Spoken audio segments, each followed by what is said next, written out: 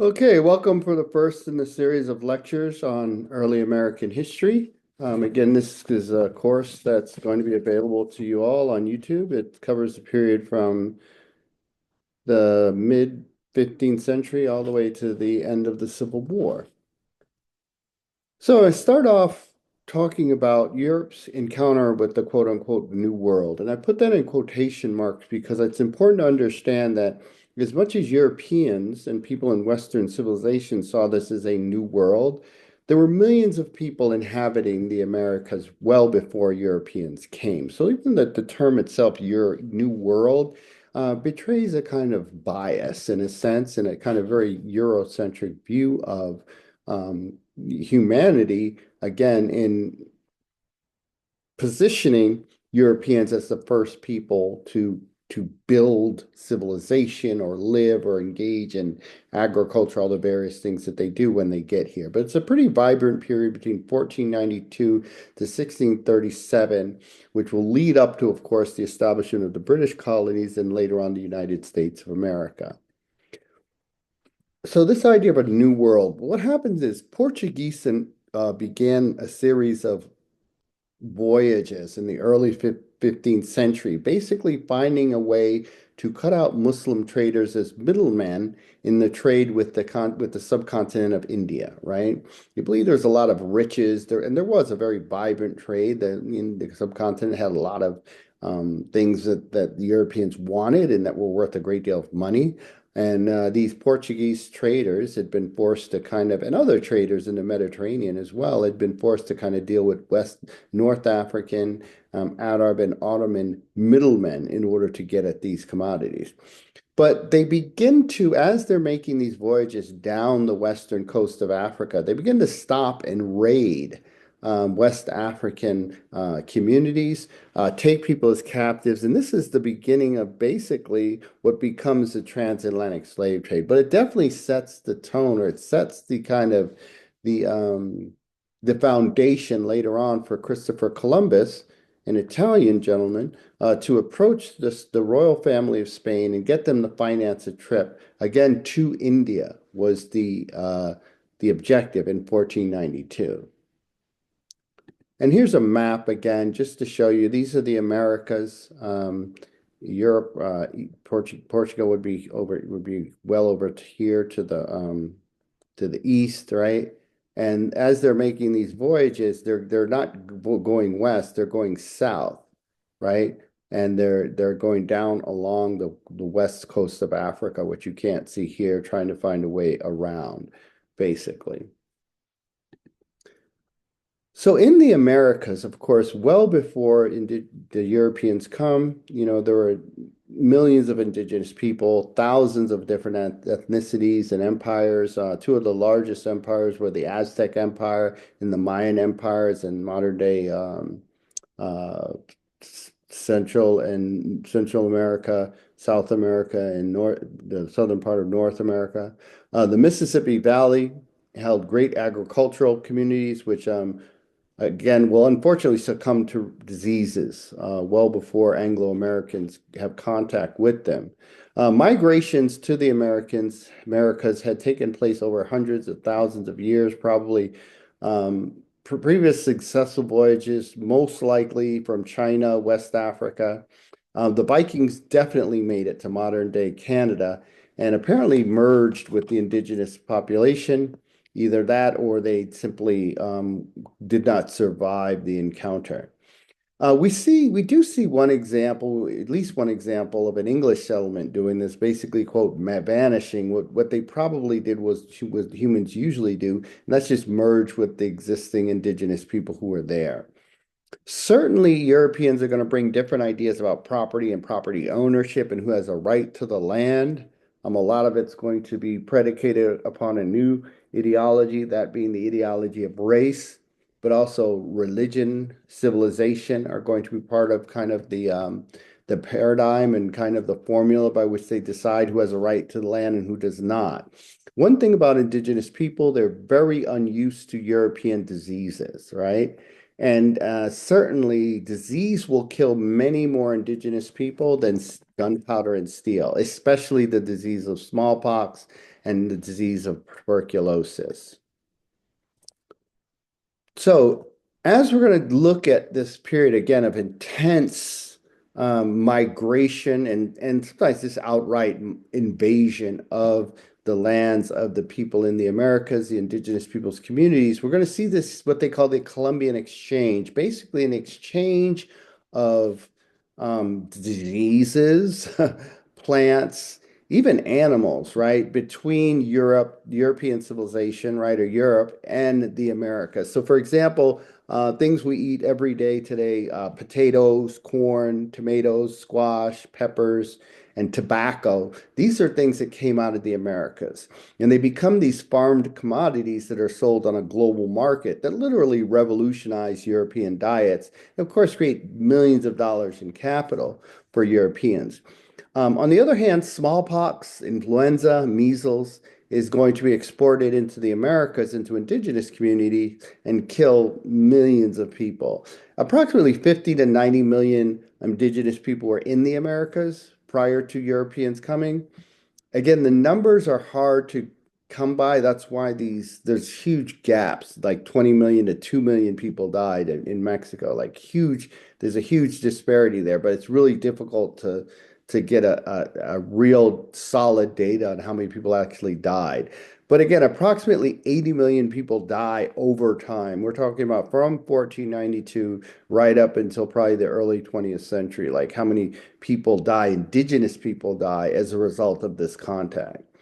As I said, approximately, 90% of indigenous people are wiped out, but it's mostly by disease. And then, of course, warfare, straight up slaughter, also racial warfare also is another factor that kills off so many of them. Now, one of the things that is really driving a lot of this, of course, is capital. And a lot of the capital is being produced in the beginning by sugar. Now, sugar is a commodity. The best, I hate to make the comparison, but it's almost an apt comparison in terms of how much money can be made with it back then. The comparison kind of to illegal drugs now, sugar was worth a great deal of money and there was unlimited demand for it. It was, I mean, if you had sugar, you could sell it, right? People craved it. And, if you look at our diets today to understand why. But sugar in this particular period, in order to produce it in large quantities, required the kind of labor that most people would never do willingly. It was hot, dirty, tedious work. Labor forces were pushed to their limits to meet the demands, as you have plantation owners who are opening plantations up in the Atlantic islands, like near Africa in Spain, right? And they are bringing in African people and using them as forced labor, and these become the blueprints for the plantation systems that we're going to see in the Caribbean and in the United States later on. So the plantation system, right, is definitely going to begin in the New World. And the first, and again, the attempt is going to be to use forced labor to basically either enslave people or coerce people into the labor to do it. So initially, the first attempts were to enslave the indigenous, and this is one of the things that Columbus does on the island of what is now known as Haiti and Dominican Republic. Back then, they called it Hispaniola. When he arrives on Hispaniola, he basically enslaves the entire population, but they die very, very quickly. Um, Disease primarily, but also just murder, starvation. There was a man by the name of De las Casas, Bartolome de las Casas, a priest who basically chronicled the abuses of Columbus and the Spanish and really actually condemned the enslavement of indigenous people as just anti-Christian and horrific. Although he does give the suggestion that Africans be used.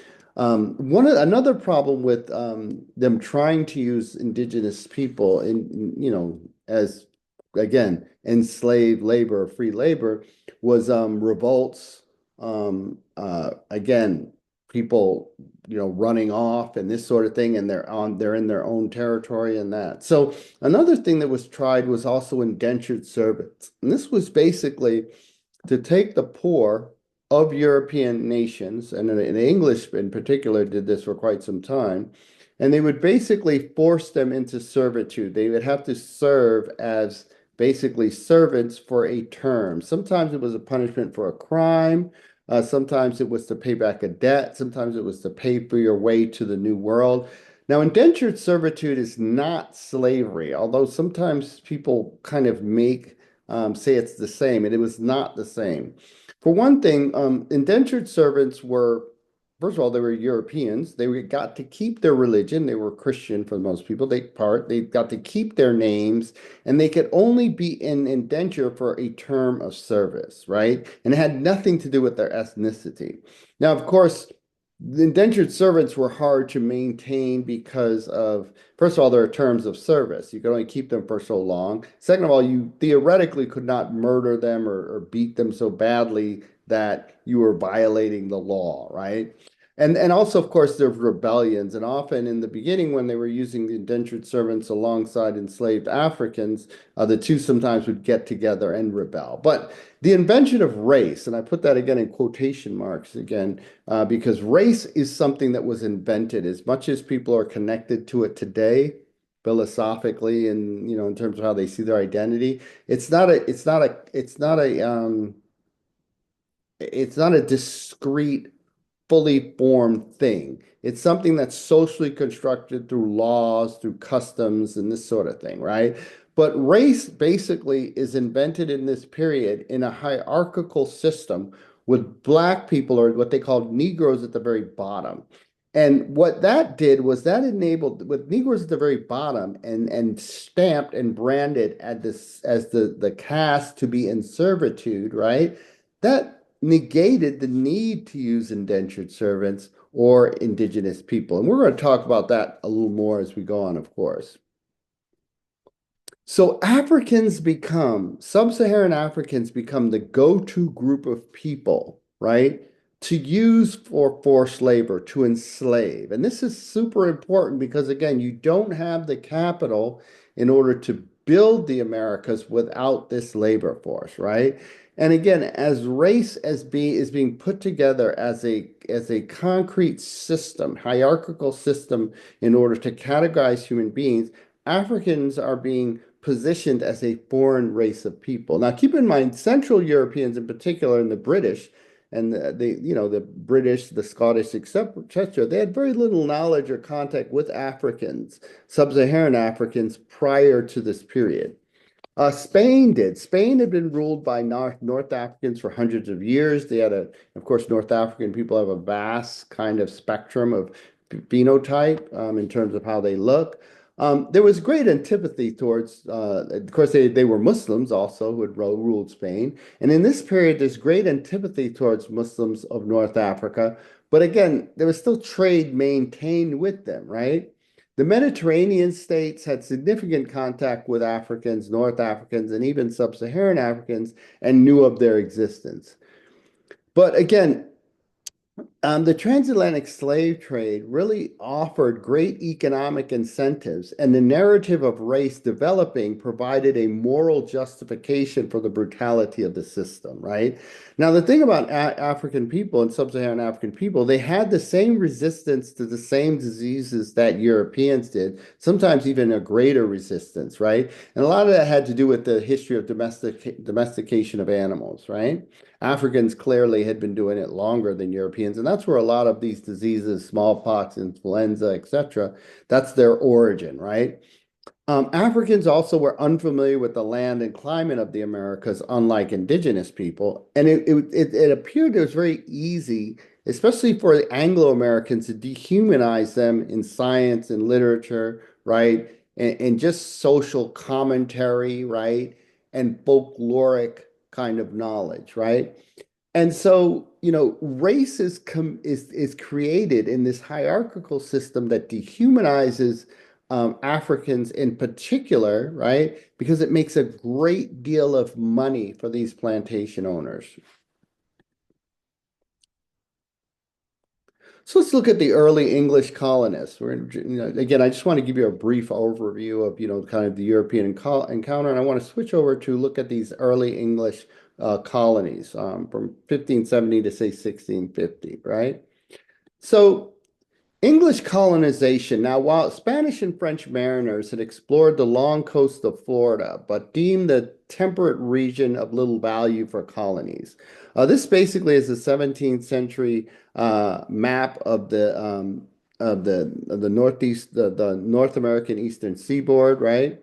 And again, this area is kind of too cool for tropical crops such as sugar, but also too warm to have the best furs. So the Spanish and the French didn't pay a lot of attention to it.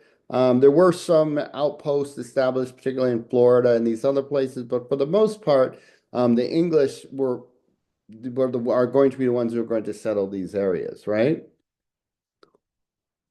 Now, in the mid 16th century, the English were preoccupied with conquest and colonization of Ireland, right?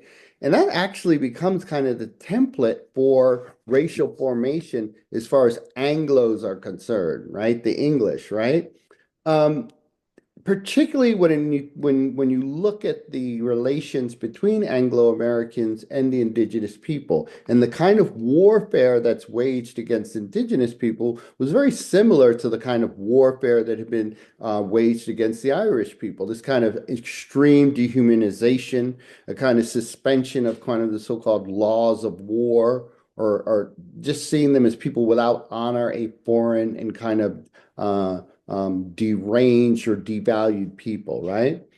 Um, the English extend their colonial ambitions beyond Ireland, right, across the Atlantic to the region that they called Virginia, which is basically all of the east coast of the United States, let's say from New England, probably all the way down to Georgia or so, right? This is called, all of it's just generally called Virginia in honor of Queen Elizabeth, right? Who's, oh, again, this is because the kind of myth of Queen Elizabeth is that she was a virgin queen because she never gets married.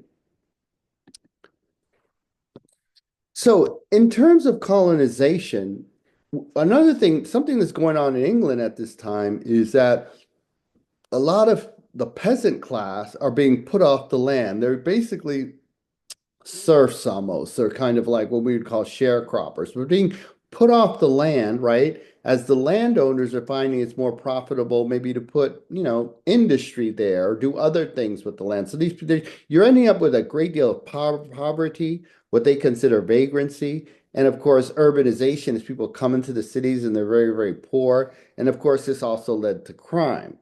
Middle class is developing as in England, and they felt especially aggrieved by the increased thefts and the burden of assisting the poor. So there's a lot of incentive to get rid of these people.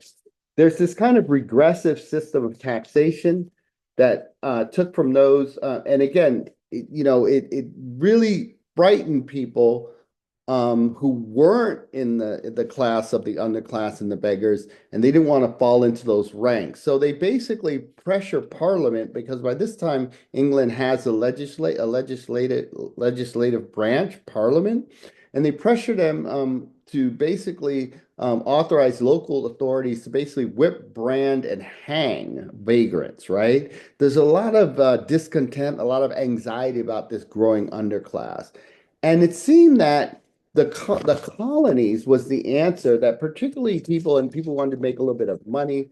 Promoters basically present as this easy solution where they could export the so-called quote idle and larcenous unquote to these new colonies. And this is around this period, of colonization when, for example, Australia is going to become a penal colony. But before that, Virginia was a place where they said, hey, we'll send these people there. We'll put them to work raising commodities, right? Particularly tobacco, right? To transport to and sell in England, right?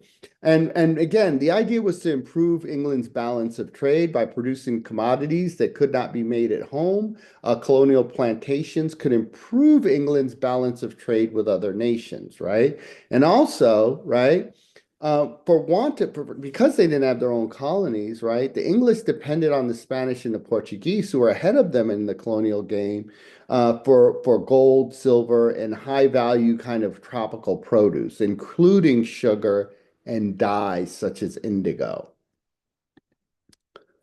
So this is why Virginia plantations become a thing. The idea of Virginia plantations is kind of sold as a promise to improve the nation's terms of trade by providing import substitutes, a new market for English manufacturers.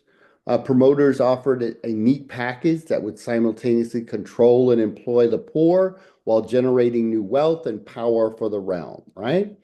And of course, there's indigenous resistance, but promoters try to allay those fears, because they did not want they want investment, right? They want investors, right? That are going to invest in their colonial ventures, and that's how they make money, right? But again, by 1571, very early in the beginning of British English attempts to colonize Virginia, you have an Indian uprising, which basically, this one though destroyed a Spanish mission at Chesapeake Bay. But the people who are pushing for colonization, especially the promoters, could not conceive that the indigenous people might prefer no colonial masters and no new system of labor. The indigenous people were pretty satisfied with their ways. They wanted to, however, procure by trade the metals and the cloths and the things that the English had. So English technology was such that it could produce things such as knives and traps and other in cloth that the indigenous people wanted to trade for, but they were not really interested in significantly altering their way of life. And the British kind of couldn't, the English couldn't get this. But again, the 16th century conquest of England kind of contradicted, one could argue, English pretensions to, quote, fair and loving means, unquote, as colonizers, which is how they kind of describe themselves. And what the English would do is they would compare their method of colonization to that of the Spanish and say, look how brutal those Spanish are, and we're much more benevolent and much more loving and kind and kind of charitable towards the indigenous people in our territories. This wasn't really true at all. And again, if you look at their history towards the Irish, where they're incredibly brutal. Um, but and there was also this myth that promoters pushed that the indigenous people would welcome them, right? As as kind of liberators, but also people who are going to uplift them and provide them with all these wonderful things. And again, describe themselves in their literature as fair and loving, very suitable to the English nature and that sort of thing. Again, that they would say things they were going to, quote, cover the naked misery of the indigenous people, teach them better ways of agriculture. But at the end of the day, again, even with all of this benevolent language, when it came right down to it, the English were willing to be extremely brutal in their conquest of the lands of Virginia. So some of the earlier attempts at colonization were quite unsuccessful. Extremely high death rates among colonists. Roanoke is one of the first ones. Sir Walter Raleigh sent about 100 colonists to Roanoke, all of them men, to basically settle this area. It's a small island on the North Carolina coast then. Now, back then, of course, it was just referred to as Virginia. It was buffered by shoals and long sandbanks, so it kind of promised protection from Spanish discovery and attack in particular, because that's kind of the great rival with Spain at the time. But it also made it difficult for English ships to bring supplies in. So it's kind of poor location kind of doomed them to failure. And again, the colonists they came in, they were a bit entitled. They expected the Algonquin people, the indigenous people who were there, to feed them. And I think they probably fed them a couple times, but eventually, there was some expectation of trade, something in response. And when they didn't get that, the Algonquin stopped feeding them. And the colonists basically attacked them in the spring of 1586. They basically, the commander of Roanoke attacked and killed the chief and his deputy chiefs, right? In an attempt to basically terrorize them into providing more food. This doesn't work because basically what happens is the indigenous people just fled. They fled further inward and just cut off all contact um, with the indigenous, with the people of Roanoke, and the colonists begin to starve to death. They actually end up abandoning Roanoke later that spring. In 1587, Raleigh tries again with a second set of colonists. This time with there were 94, including 17 women and 9 children, and these are the first English families to settle in the Americas. Basically, again, the people who are bringing them, the mariners, they're kind of impatient, just dump them at Roanoke instead of at a planned relocation further north where the land was more fertile. So basically, the head of the expedition, whose whose name was John White, goes back to England to get supplies. And basically, when he returns in 1590, he finds that there's no one there. No signs of attack, just no, everyone's gone. All 93 people. He didn't find any bodies. He didn't find signs of a struggle or anything like that. Just somebody had carved into a tree the word Croatoan, which was the name of a nearby island. But again, they didn't find anybody there. So this is one of those cases where the most likely explanation is that the colonists probably just retreated inland and probably merged with an indigenous population. And again, early on, it was not uncommon for people to run away from the colonies and join the indigenous people. It's kind of not part of the mythology of the United States, but it's, especially if you're from the underclass of European society, living with indigenous people didn't look that bad. They ate well, they knew the land. If you were accepted, it was a very egalitarian community for the most part. So finally, in 1607, in Chesapeake Bay had better harbors, navigable rivers, a more fertile land. The bay is about 200 miles long and 20 wide, very complex system of waterways, and great place for fish, shellfish, edible plants, game. Four major rivers flowed in. And again, these rivers offer ready navigation about 100 miles upstream until interrupted by waterfalls. So this is a really great location that they find in the Chesapeake Bay that eventually is going to be a place that's where they can actually establish a settlement that's going to last for a while.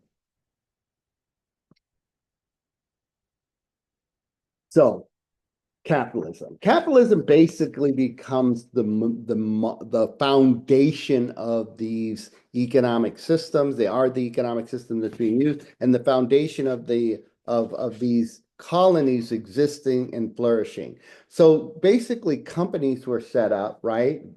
Basically, kind of, and then they had investors who basically set these colonies up. So the Virginia Company of London is one of the earliest ones as a startup venture with a business model. Basically, the plan was to get people there, extract profits via mining gold and silver, and also a huge ambition. They didn't understand how huge the continent was, and everyone's trying to find a shortcut to the Pacific, right, to get at the trade in India still. By now, they know they're not in India, but they think India is close. They don't know how big the North America is or the Pacific Ocean. Um, and again, despite shipping hundreds of reinforcements annually, the Virginia Company barely kept ahead of the continuing deaths. In December 1609, there were 220 colonists. After a pretty deadly winter, only 60 survived. So again, these are really not super successful business settlements at all in the beginning. And you hear these horrible stories, like one colonist was starving to death. He killed and ate his wife. And of course, he was tried, convicted, and burned alive for that. Eventually, Jamestown was the town that was set up. Eventually, it's kind of abandoned. Between 1607 and 1622, about 10,000 people came to the colony, but only 20% were still alive in 1622. So again, this is a really difficult venture they were engaging in. Now, in terms of the indigenous inhabitants, this is a broad coastal plain sustained about 24,000 indigenous people divided into 30 tribes. They were united by an Algonquin language and the rule of a chief named Powhatan. They engaged in horticulture, fishing, hunter and gathering. During the winter, they lived in many villages. In the spring, they dispersed into smaller groups and scattered encampments to fish and gather shellfish and tubers and that sort of thing to get ready for the winter. In the fall, they scattered again to hunt. So they're very seasonable, right? They did engage in agriculture. Women cultivated crops, but they also gathered nuts, fruits, and that sort of thing. Men tended to hunt and fish, cleared land for crops, you know, made dugout canoes, that sort of thing. So they did okay. They were doing well. They did, like I said, what they did want from indigenous people, from Europeans, were finished products, knives, traps. Later on, they're going to want gunpowder and shot, cloth, pots, things like that, right? They're going to want to trade for these things. Now, again, it was not unusual for, people, especially in the lower echelons of the economic hierarchy, to flee the settlements and try to go settle, be accepted by the indigenous people. It was so bad that at one point, the governor of Virginia basically begins to make these painful and conspicuous examples out of people who try to run away. They would be hung, they would be shot, burnt, broken on the wheel, and that sort of thing. Just to give you some idea of like their idea of justice, a laborer convicted of stealing 2 pints of oatmeal, the leaders had a long needle thrust through his tongue to keep him from eating again, so he would starve to death, right? Or chaining a person to a tree for stealing food, right? And so everybody could watch him as he starves to death. And again, despite their brutality, the leaders were dismayed when several dozen colonists run away to join the indigenous people. But often if they brought something such as steel weapons and guns, they would be welcome. But again, the government would go out and recapture these folks, and again, punish them in a very visible way in order to discourage this sort of behavior.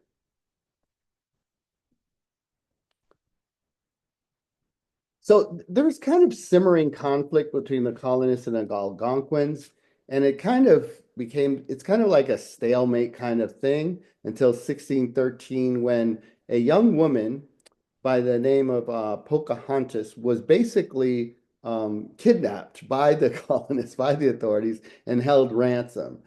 She was held in Jamestown and kind of uh, certainly a lot of pressure was put on her. I'm sure the Collins felt like they were educating her, but eventually she accepts a Christian conversion. I believe she was about 15 or 16 years old. She was pretty young. She took the name Rebecca and married the colonist John Rolfe in 1614. So this was actually the daughter of Powhatan, and Powhatan made peace as a result of this. A lot of the mythology you hear about Pocahontas is just not true. Her flinging herself on to try to save this other individual. This is not true at all. She married a man named John Rolfe. A lot of people feel like her conversion was forced. She actually ended up dying of disease when she traveled back to England with John Rolfe. Powhatan makes peace, but then there's another uprising in 1622. So again, this kind of characterized the relationship between indigenous people um, and the English as they're setting their colonies up in Virginia. We'll move on and look at how there was a similar dynamic in New England, a little different though. But Virginia and Maryland, of course, after immense cost in life, both natives, indigenous people, and colonists, but particularly colonists. The English basically secure a lucrative, dynamic, and expansive base in North America in the colonies of Virginia and Maryland. As British promoters had hoped, Virginia and Maryland consumed English manufactured goods and produce agricultural staples that, replaced imports that they were getting from the Spanish and the Portuguese, again, improving the balance of trade. The Chesapeake absorbed thousands of poor laborers considered redundant and dangerous in England. From the perspective of the indigenous, however, the English had kind of metastasized a particularly malignant and voracious tumor within their society that begins to really spread and with destructive rapidity, really imperiling the native world. I mean, and again, this is when the indigenous people kind of, they enter into these trade relationships and become semi-dependent upon English manufactured goods. And again, despite the conflict, there have been periods of peace where they kind of help teach the English how to survive in this environment. They were very alien to them, but now the English are very much ensconced, and this is the beginning of the end for the indigenous people in this region. Now, New England. New England was a very different sort of venture, right? New England was settled for the most by Puritans. So Puritanism was the dominant religious worldview and kind of social outlook and organization of society. Puritanism was basically a pretty extreme version of Protestantism. As a little background, England had broken from the Catholic Church well before, probably almost 100 years or so before this, and had established the Church of England. And Puritans tended to feel that the Church of England was way too much like the Catholic Church. And so one of the reasons they ended up in New England because people like Queen Elizabeth and others were happy to get rid of them. They basically were kind of extremists, for lack of a better term. They were fiercely anti-Catholic. John Winthrop was the first governor of the Massachusetts Bay Colony, which was named New England, which included, Rhode Island, Connecticut, Massachusetts, probably even parts of upstate of Eastern New York, etc. There were large tracts of land held in common. There was no plantation system. The weather and the soil wasn't suitable for it. Education was a priority, but there was a certain degree of intolerance, real fearful of difference. One of the things about John Winthrop, as I said, as governor, he gives this sermon that I think Ronald Reagan, I think, almost recited the entire thing in its entirety when he was campaigning in 1980 for president. This idea that for we must be as a city on a hill. What he wanted to establish was a kind of a theocratic paradise on earth that ruled itself by biblical values. That didn't work out necessarily, but it kind of stamped itself into the American psyche and this notion of American exceptionalism as being exceptional and having to be an example, kind of like a biblical example to the world. So the Massachusetts Bay Colony, again, 1629 to 1642, about 20,000 people go to the Massachusetts Bay Colony. It was old, the population was older, they were more prosperous than the people in Virginia. Like you weren't getting like the dispossessed and the homeless as much. Men and women were equally balanced. It was mostly families, and they do experience rapid population growth. And again, this idea of a Protestant utopia, this is really what they're shooting for, right? Governor Winthrop's city on a hill. But they do displace the indigenous people. Firstly, through disease, right? Just mere contact with the indigenous people would wipe out entire villages. And then, of course, warfare. One of the more interesting phenomena and unfortunate phenomenon, certainly from the point of view of the indigenous people, that often indigenous people who never met Europeans would fall victim to these diseases. So if a indigenous person came and visited or had contact with a European, then they went back to their people, and then their people traded with another group, maybe way further up on the river, and on going on and on. Entire communities, sometimes 1,000 miles from where the Europeans were, would feel the effect of kind of basically a pandemic type phenomenon, right, as these diseases would spread. So, shopkeepers, tradesmen, merchants, small farmers, this was the nature of the population of New England.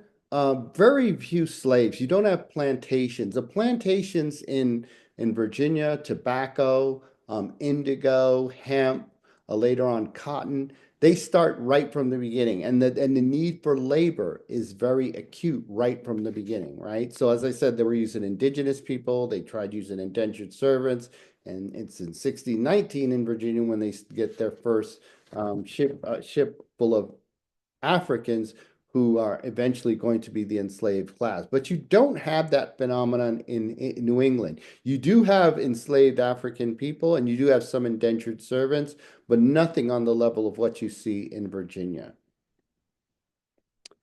And again, large tracts of land were held in common. There was no plantation system.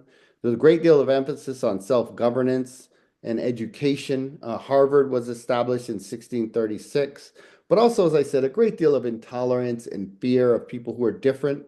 In fact, the very tiny state of Rhode Island becomes a state as basically a refuge of people who wanted to get away from the Puritans. They were it was kind of a more rough and tumble, open, tolerant society. It kind of still is to this day. So disease again often decimated communities long before they encountered the English via trade and contact with those who had. This idea of open and empty land it was really a product of epidemics, especially smallpox. So yeah, you might come across areas that there's no one there, but what probably is there is entire villages full of dead people, right? But the myth of open land there for the taking becomes part of kind of the ideal and the dream of the Anglo-American colonists and later on Americans, right? Um, Certainly, indigenous life was often attractive to non-elites, freedom. People like Winthrop feared that Europeans might succumb to so-called temptation of wanting to be like the indigenous people, or what they called them savages, and he preached against that sort of thing, described them as living in darkness and heathenism and that sort of thing. And often, sometimes when there would be war, and captives would be taken. And then later on, when there's some kind of peace settlement, sometimes the captives would refuse or try to refuse to go back to the white settlements, right?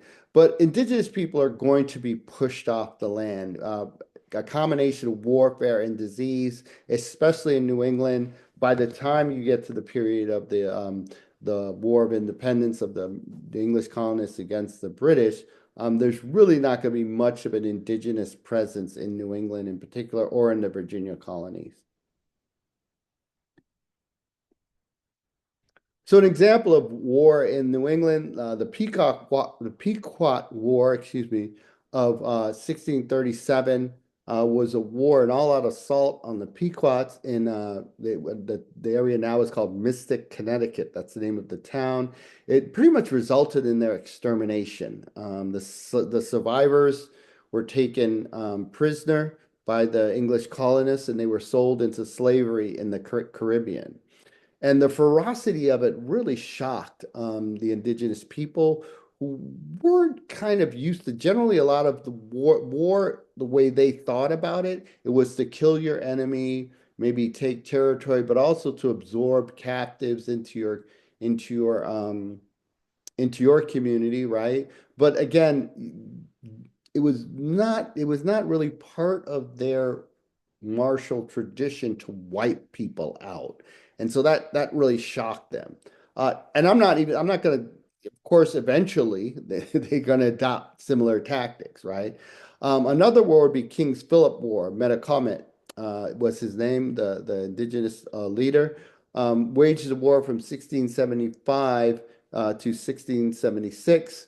What he was able to do, and you're going to see this happen with others such as Pontiac and Tecumseh, is basically create an alliance of the Pequot with other indigenous groups in the area, and their aim was to try to basically wipe out the English, just drive them out, get rid of them for good. So he forms an alliance with the Wampanoag. This fails, and it provides an opportunity for a massive land grab and expansion for the English as they execute Metacomet, and they basically expand into those areas, Connecticut, Western Massachusetts, Western Connecticut, etc. And again, expand English settlement even further west into the continent.